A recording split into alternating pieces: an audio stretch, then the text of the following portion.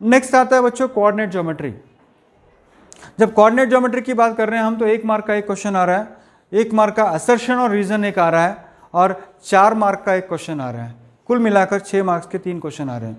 बस आपको देखिए 6 marks, algebra 20 marks, what is coordinate geometry 6 marks.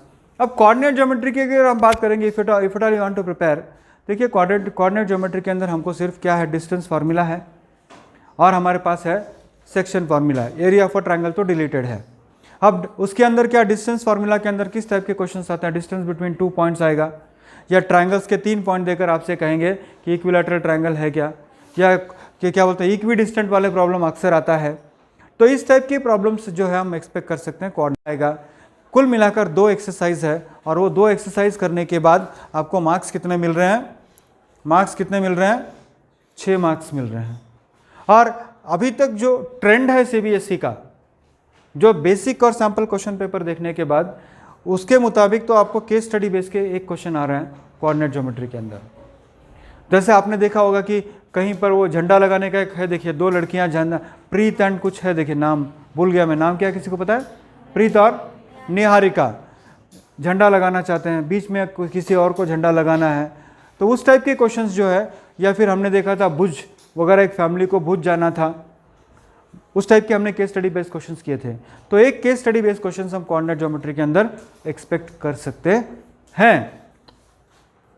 Next आता है इंट्रोडक्शन टू ट्रिग्नोमेट्री। बच्चों इंट्रोडक्शन टू ट्रिग्नोमेट्री के अंदर एमसीक्यू 3 आया है, 2 मार्क का एक क्वेश्चन आया है और 3 मार्क का एक क्वेश्चन आया है। इंट्रोडक्शन टू ट्रिग्नोमेट्री यानी बेसिक और सैम्पल पेपर की जगह अगर मैं बात करूं तो आप देखिए 8 मार्क्स के 5 क्वेश्चन आए हैं। तो ये बेसिक इंट्रोडक्शन टू ट्रिग्नोमेट्री के अंदर वहाँ पर कॉम्प्लीमेंट्री एंगल्स नहीं है इस बार, यानी sine 90 minus theta cos 90 minus theta है नहीं, यानी बेसिक ट्रिग्नोमेट्री के ऊपर आपको क्वेश्चंस पूछ रहे हैं 1 मार्क के। यानी यहाँ पर क्लियरली आपको ये बताया जा रहा है कि ट्रिग्नोमेट्री 1 मार्क के लिए सिंपल क्वेश्चंस ही होंगे। 1 मार्क के 3 क्वेश्चंस पूछा है तो सिंपल क्वेश्चंस बेसिक ट्रिग्नोमेट्री के ऊपर के फॉर्मूलेस के ऊपर के क्वेश्चंस आपको पूछेंगे। जैसे sine a is equal to 3/4, tan a की वैल्यू कितनी होगी, है ना, इस टाइप के क्वेश्चंस आपको पूछे जा सकते हैं। या फिर sine theta is equal to cos theta, तो tan थीटा की वैल्यू कितनी होगी। तो इस टाइप के बेसिक ट्रिग्नोमेट्री क्वेश्चंस जो है आप उम्मीद कर सकते हो 3 मार्क के लिए, 3 क्वेश्चंस 3 मार्क के लिए। 2 मार्क के लिए भी छोटा मोटा क्वेश्चन होगा, मगर 3 मार्क के लिए अगर पूछना है तो फिर से मैं आपको बता रहा हूँ कि 3 मार्क के लिए ट्रिग्नोमेट्री के अंदर आपका लास्ट एक्सरसाइज जो है ट्रिग्नोमेट्री के अंदर, उसके अंदर काफ़ी सारे प्रॉब्लम्स आपको दे रखे हैं। ओके, तो उसी में से एक क्वेश्चन 100% आ सकता है। मैं फिर से रिपीट कर रहा हूँ, ट्रिग्नोमेट्री के अंदर लास्ट एक्सरसाइज जो है उसके अंदर 100% एक प्रॉब्लम आने के चांसेस 9 आउट ऑफ 10 टाइम्स है इन टर्म्स ऑफ प्रोबेबिलिटी। तो सर क्या हम सॉल्व एग्जाम्पल्स नहीं करना है, सॉल्व एग्जाम्पल्स भी करना है। When I say exercise, I do mean to say that solved examples are also a part of your syllabus. आपके सिलेबस का वो एक अहम हिस्सा है, इसीलिए आप थरोली अगर करोगे तो उसमें से एक आने के चांसेस ज़्यादा है। और एक अच्छी बात आपको यहाँ पर गुड न्यूज़ आपके लिए ये है कि ट्रिग्नोमेट्री के लिए जो 3 मार्क का क्वेश्चन आ रहा है उसके साथ एक ऑप्शन आ रहा है, यानी अगर एक डिफ़िकल्टी लेवल का क्वेश्चन भी आ गया तो एक सिंपल क्वेश्चन भी आपके साथ मिल रहा है। और हम गेस कर सकते हैं कि या फिर उम्मीद करेंगे कि भाई सिंपल क्वेश्चन ही उसके साथ ऑप्शन में मिलेगा, राइट। तो ये हो गया ट्रिग्नोमेट्री के क्वेश्चंस। अब देखिए नेक्स्ट आ रहा है सम एप्लीकेशंस ऑफ ट्रिग्नोमेट्री। यहाँ क्लियरली वो दिखा रहा है कि केस स्टडी बेस में इसको पूछा जा रहा है, यानी एक क्वेश्चन ट्रिग्नोमेट्री का जो हाइट एंड डिस्टेंस वाला है वो आपको केस स्टडी में पूछ सकते हैं। थोड़ा इंटरचेंज हो सकता है, जरूरी नहीं है कि यहाँ का मतलब मैं एक just what is just election से पहले जैसे रुझान बोलते हैं, तो मैं रुझान आपको बता रहा हूँ। रुझान थोड़ा प्लस और माइनस हो सकता है, आगे पीछे हो सकता है, मगर इन टोटल इसी टाइप का क्वेश्चंस आपको ज़्यादा आप उम्मीद रख सकते हैं। क्योंकि हाइट एंड डिस्टेंस मान लीजिए इसको कहीं से हटा लिया, यहाँ ले लिया, तो ये क्या हो सकता है 3 मार्क के लिए हाइट एंड डिस्टेंस आ सकता है। आगे पीछे तो होगा, मगर what I can say is trigonometry 12 mark के लिए आपको 6 क्वेश्चंस नंबर ऑफ क्वेश्चंस में change, but 12 marks for trigonometry is reserved, and these are all tentative, it can change, but this is not tentative, unit total is not tentative and number of question is tentative. It may vary, but this is fixed. 38 questions is fixed. Okay, and number of questions in each section is also fixed. That is not tentative. But each unit के marks जो है वो fixed है. Chapters के marks are variable. वो change हो सकता है. Next आता है बच्चों triangles. Geometry का topic आता है triangles. तो ट्रायंगल्स की अगर हम बात करें तो दो ट्रायंगल्स के अंदर दो है या शायद तीन है? तीन है. एक तो आता है फर्स्ट बेसिक सिमिलैरिटी के ऊपर एक कुछ सिंपल एक्सरसाइज है, एक मार्क का, एक मार्क के question fill in the blanks वाले हैं. बाकी एक आता है थेल्स थ्योरम के ऊपर और एक आता है प्रॉपर्टीज ऑफ सिमिलैरिटी के ऊपर. तो फर्स्ट एक्सरसाइज के ऊपर ऑब्जेक्टिव टाइप में हम लोग सोच सकते हैं, मगर सेकंड और थर्ड यानी ट्रायंगल्स टॉपिक के अंदर केवल दो एक्सरसाइज है. ट्रायंगल टॉपिक के अंदर कितने हैं? Only 2 exercises are there in triangle topic. Only 2 exercises are there from triangle topic. तो उस 2 exercise के अंदर दो क्वेश्चंस आए हैं, एक मार्क के 2 क्वेश्चंस आए हैं.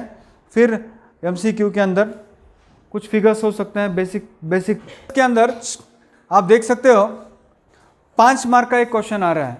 This is very important. अब ये बेसिक सैंपल पेपर में भी मैंने देखा है और स्टैंडर्ड सैंपल पेपर में भी मैंने देखा है कि ये है theorem, Thales theorem. Thales theorem 5 mark का थेल्स थ्योरम के साथ एक supplementary question. Sir Thales theorem ही पूछेंगे क्या? If you ask me I will say 9 out of 10 times possibility is there. Sir अगर नहीं पूछेंगे तो एक हाथ बड़ा प्रॉब्लम लेकर उसको 5 मार्क के लिए पूछ सकते हैं. एक हाथ बड़ा प्रॉब्लम लेकर उसको 5 मार्क के लिए पूछ सकते हैं. या फिर थेल्स थ्योरम पूछने की प्रोबेबिलिटी जो है वो मुझे अधिक दिखाई दे रही है. या फिर एक काम हो सकता है कि थेल्स थ्योरम अगर न पूछे तो 5 मार्क के लिए वो सर्कल को अगर लेना चाहे तो सर्कल के अंदर का थ्योरम है tangents drawn to a circle from external points are equal.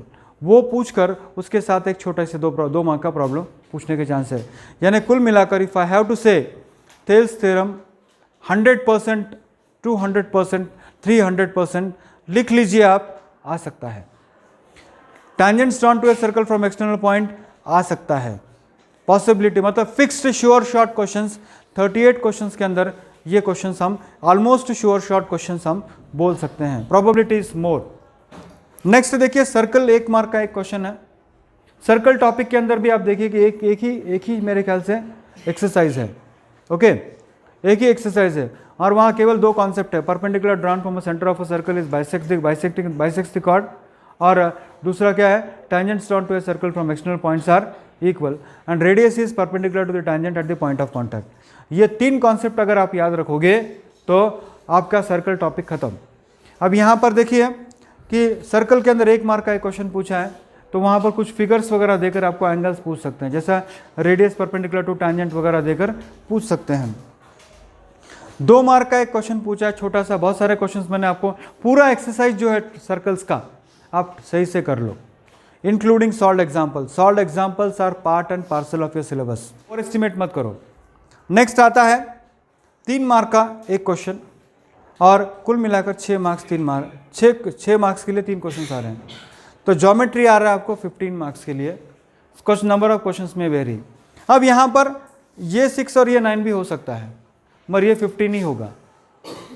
The marks allotted for the chapters may vary, but marks allotted for units will not vary. Mensuration area related to circles. बच्चों area related to circles के अंदर एक ही unit है, that is area of a sector. इसके अंदर केवल एक exercise है एरिया रिलेटेड टू सर्कल. तो उससे संबंधित सारे प्रॉब्लम्स आपको करना पड़ेगा.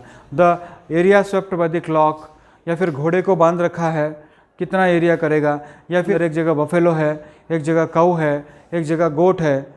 तो वो उस टाइप के सारे एरिया ऑफ सेक्टर्स, या फिर लाइट हाउस है या कार के वाइपर्स हैं, 2 वाइपर्स है, कितना एरिया वो करेगा. या फिर उसके अंदर भी केवल 2 फार्मूला है एरिया रिलेटेड टू सर्कल के अंदर, pi are square theta divided by 360 और length of arc is 2 pi are theta by 360. तो ये 2 कुछ भी हो जाए प्रॉब्लम, कुछ भी आ जाए उसके अंदर, मगर आपको उस प्रॉब्लम को सॉल्व करना है तो you need to know only 2 formulas, that is pi are square theta upon 360, 2 pi are theta by 360.